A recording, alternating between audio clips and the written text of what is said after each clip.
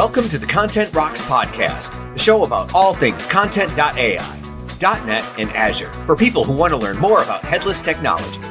And now, here's your host, Brian McKeiver. All right, hey everyone, welcome. Thanks for joining episode number 17 of Kontent Rocks. Really happy today to be joined by my good friend, Akshay Sura. Akshay, how are you doing? I'm good. Thanks for having me, Brian. Great.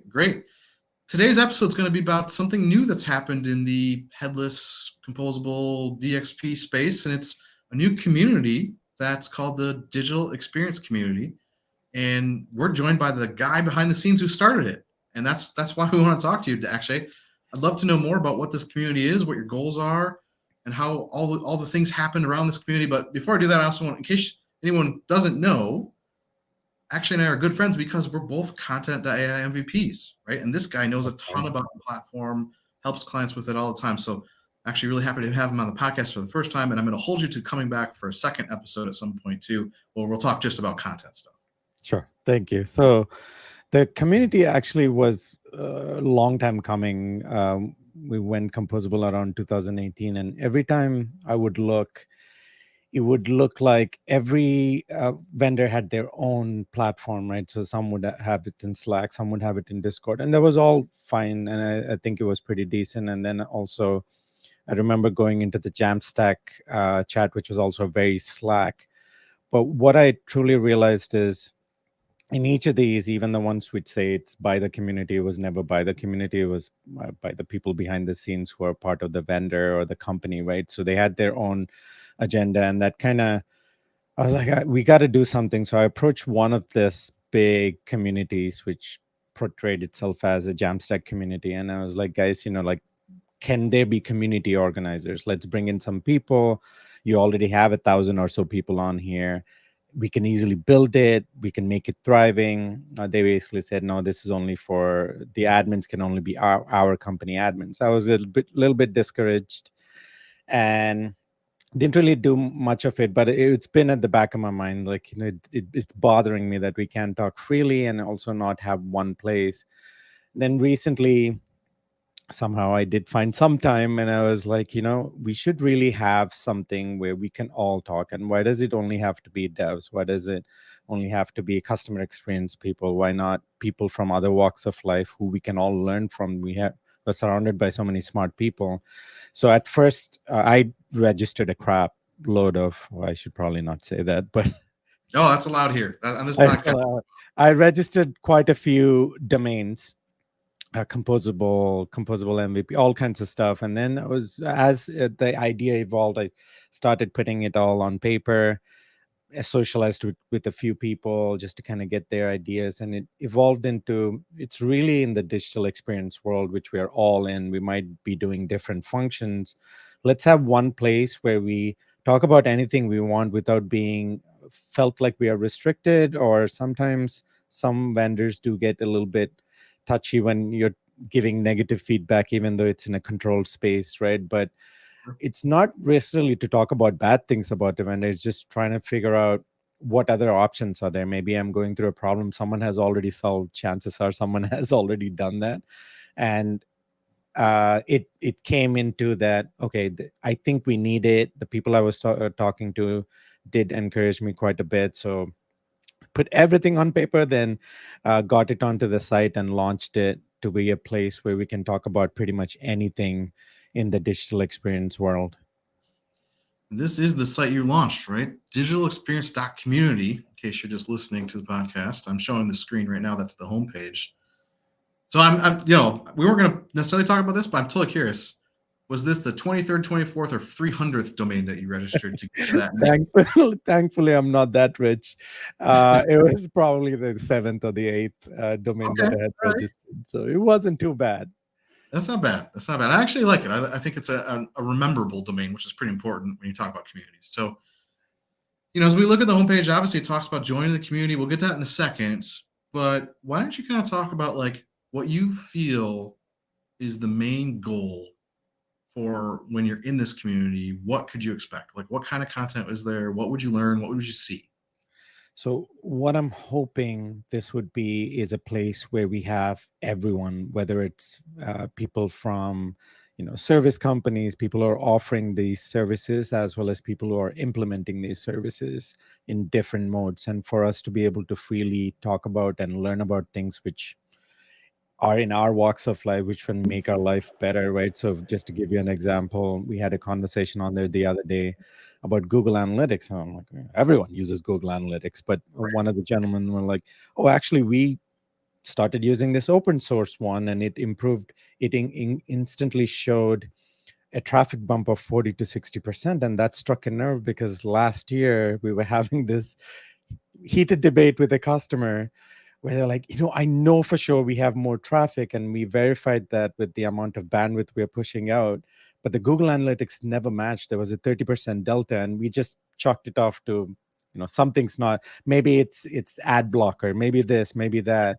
And so conversations like that, I think, help us improve in what we do. And that's what I'm hoping is good conversations and being able to learn. Okay, fantastic. So as we kind of look about this lovely homepage, we see some nice points here that you want to be vendor independence, you want it to be for the community, about the community, talking about who would be the perfect person that may find the most value out of being in the community. Yeah, pretty much anyone in the DX space, right? So if you're a developer, if you're a strategist, whether you're marketing strategy or customer experience strategy, any kinds of development or any kind of work you do, this pretty much includes things like SEO, analytics, like you name it. Pretty much everything we do, every walks of life, everyone should be in there to talk about topics that affect all of us. Okay. So it's really almost like not necessarily specific to one technology, even. Not at all. No, it's technology agnostic as well. Yeah. Yeah, completely agnostic, open to everyone, and I love that. And I think that's the way these types of communities should go. So, we've talked about the why a little bit. Maybe we should talk about, if you're new and want to join, what's the best way to do that. In fact, I can even help out on the screen here if I remember how to Sure. use this. So if you click on request this, so the best way you could help at this moment in time. So we have some organizers, there's some more getting onboarded, but Yeah. the best way you could help is be part of the conversation, right? So if you click on request the invite on the left over there where it says community chat, we have a Slack dedicated to this. And essentially you request an invite for that. And once you get requested, the reason why we're screening this, and I've built communities in the past, and it kind of gets very salesy and very recruity, where people are all trying to offer you jobs, do a lot of DMs. So we try our best to look at a public profile of the person to make sure that they are not a recruiter and also are applicable to the digital experience space. So if someone's, a I don't know, tractor salesman, probably they shouldn't be in this community, for instance. So they put in a request. We have the admins who look at that, approve the invite. You get into the Slack, and Slack has quite a few channels like CMS, Commerce, DXC, all kinds of things, anything you can expect from a digital experience. And people are having conversations at this moment over there about different topics, from, why would you pick a specific CMS? Why is a headless CMS important or not important? Or things like, has anyone looked at the next version of X or Y? Things of that sort. Right. Well, I wasn't necessarily planning on jumping into it on this machine while we're recording, but I think it might make sense, because I think we've kind of lined up some of the items that people might look at.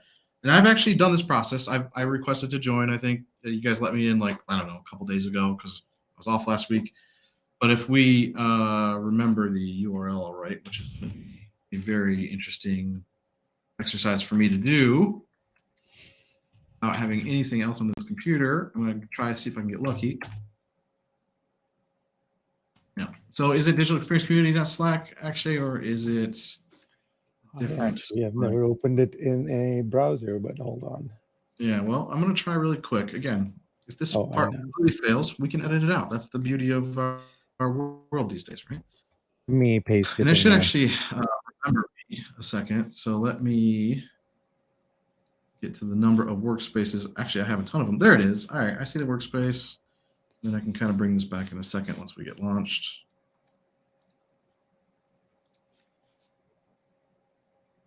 And Slack is attempting to do its best. And you know what? I'm just going to use it in the browser because that's what I want to do. There we go. So now we're in. We're looking at it. Maybe a quick overview of some of the more important channels would make sense. Sure. So one of the things, and again, improvements based on past life, right? So we added some blog feed RSS just to pull from some of the sources that are interesting. And if people find something else interesting, we can add those.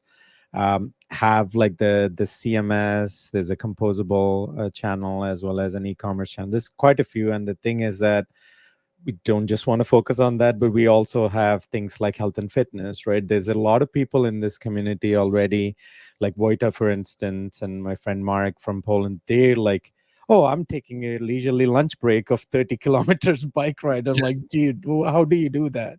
Yeah. But I thought there's more than one way to connect with people. Not technology is one way, but there's also sharing interest, right? So this morning I had shared something about a book in the random channel.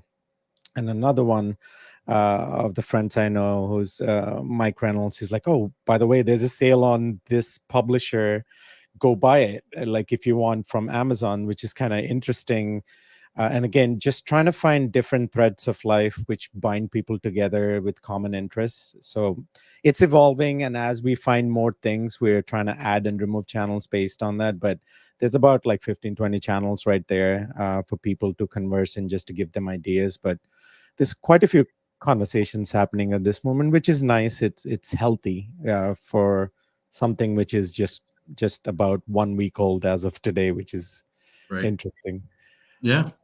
Well, fantastic. And actually, Wojta, if you are listening, you are crazy, sir.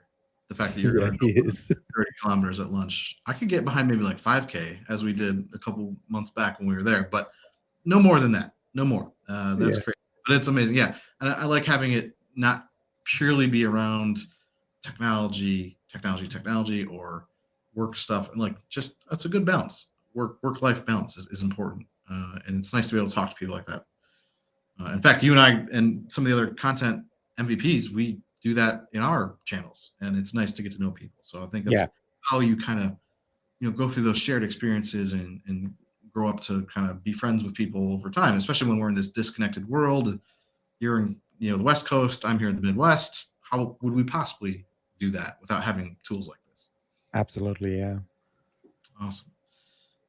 Okay, so let's do one other shout out to important ways to join. So if you haven't guessed that URL or can't come up with the Slack the way that I just struggled with, I'm just going to put it right here on the screen.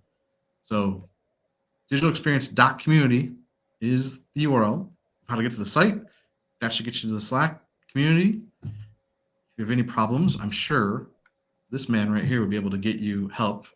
Actually, do you want to throw out your Twitter handle or how, in case someone wants to reach you for other reasons? You want to put it out there? Sure. Yeah. I'm reachable on LinkedIn. So my name is Akshay Sura, and the Twitter handle is similar, Akshay Sura 13. So it's AKSHAYSURA 13. And basically all we're looking for at this moment is for you to be part of the community, right? So ask the questions which are on your mind, guide people who are already asking questions in there, give your opinion as to what you think of a specific thing, basically trying to be very constructive and trying to be positive in terms of how we approach challenges and questions, really. Yeah. I think that's an important aspect of joining or being new in any community is be fearless. Go out there, participate, engage the people. Actually, I'll be in there, other people that we know. Generally, everyone wants to help each other out because we're all in the same boat half the time. Yep. Fantastic. Well, I think we've kind of come up with the most important keys. Anything else, actually, that you want anyone to know about the digital experience community? Not really. I think we covered everything. So again, hoping to grow this, we can grow this by just asking questions and helping guide other people. So I think we covered the points. Fantastic.